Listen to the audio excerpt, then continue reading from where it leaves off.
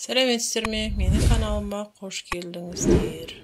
Түркістанның киелі жерлері. Тылсымға толы Ақмешіт әулие үңгірі.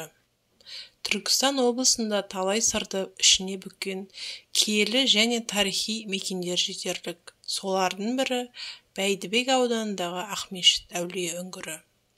Ақмешіт үңгірі қалада 70-80 шақырым қашықтықта орын тепкен. Түркістан облысы Бәйдібек ауданында орналасқан. Бір қызығы, үңгір ішінде жарты сағат жүрсеңіз, бойыңыз жеңілдеп сала береді.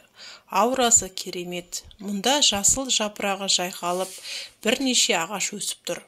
Мұндай ағаштар үңгірден басқа маңайда жоқ. Сонымен бірге үңгірдің төбесінен анда-санда тамшы тамып тұрады. Жергілікті жұрт оны Ақ молданың көз жасы деп атап кеткен. Осы тамшылар үңгірдегі өсімдіктерге нәр береді.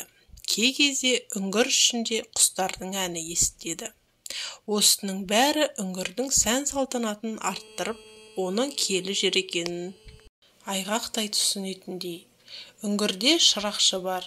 Ол зиярат етушілерге үңгірді таныстырып, Құран бағыштап береді.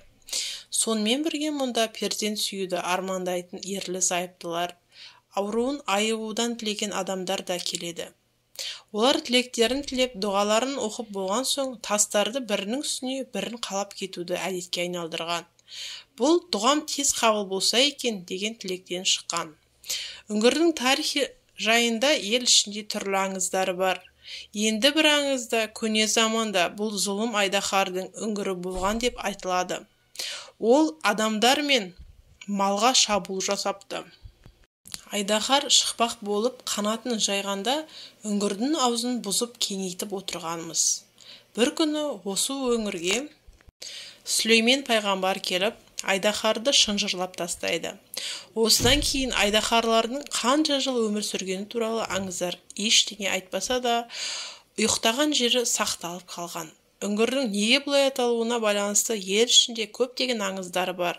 Солардың бірінде онда бір әулетімен киіз үй тігіп тұрғаны жөнінде баяндалса, тағы бірінде бұл үңгір жоңғар шапқыншылығы кезінде қазақ әйелдері мен балаларына пана болғандығы туралы айтылады.